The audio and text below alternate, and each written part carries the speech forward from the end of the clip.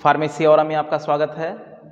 आज human anatomy and physiology में आज का टॉपिक है क्लासिफिकेशन ऑफ ब्लड सेल्स या क्लासिफिकेशन ऑफ ब्लड कार्पसेल्स। अब ब्लड सेल्स को 3 पार्ट में डिवाइड किया गया है।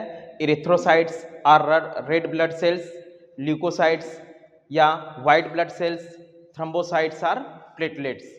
अब देखिए ये इरिथ्रोसाइट्स है, ये बाइकानकेव होता है। ये ल्यूकोसाइट्स या वाइट ब्लड सेल्स, इसका नॉर्मल रेंज होता है 4000 से 10000 और थ्रोम्बोसाइट्स आर प्लेटलेट्स, इसका नॉर्मल रेंज होता है 1.5 लाख से 4 लाख।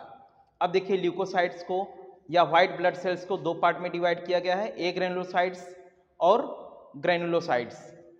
ए ग्रेनुलोसाइट्स को अगेन 2 पार्ट में डिवाइड किया गया है, लिम्फोसाइट एंड मोनोसाइट। अब देखिए इसको ए ग्रेनुलोसाइट्स क्यों बोलते हैं, क्योंकि इसके साइटोप्लाज्म में ग्रेनुल्स नहीं पाए जाते, केवल न्यूक्लियस ही आपको दिख रहा है और कोई ग्रेनुल्स या दाने जैसी संरचना आपको नहीं दिख रही है। लिम्फोसाइट का रेंज होता है 20 to 45% और मोनोसाइट का रेंज होता है 2 to 10%। अब देखिए लिम्फोसाइट को अगेन 2 पार्ट में डिवाइड किया गया है, बी लिम्फोसाइट और टी लिम्फोसाइट्स।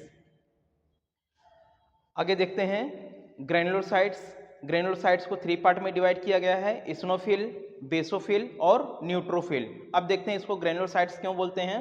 ये स्ट्रक्चर आपको दिख रहा है, इसमें इसके साइटोप्लाज्म में ग्रेनुल्स पाए जा रहे हैं, जो कि ए ग्रेनुलोसाइट्स में ग्रेनुल्स नहीं पाए जा रहे थे।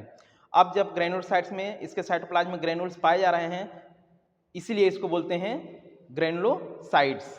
अब देखिए इस्नोफिल, इसका परसेंटेज 1 to 6%, बेसोफिल का 0 to 1% और न्यूट्रोफिल का 40 to 75%। इस्नोफिल ये बाइलोब्ड होता है, इट मीन्स इसका न्यूक्लियस 2 पार्ट में डिवाइड होता है, एक लोब यहाँ पे है, एक लोब यहाँ पे है।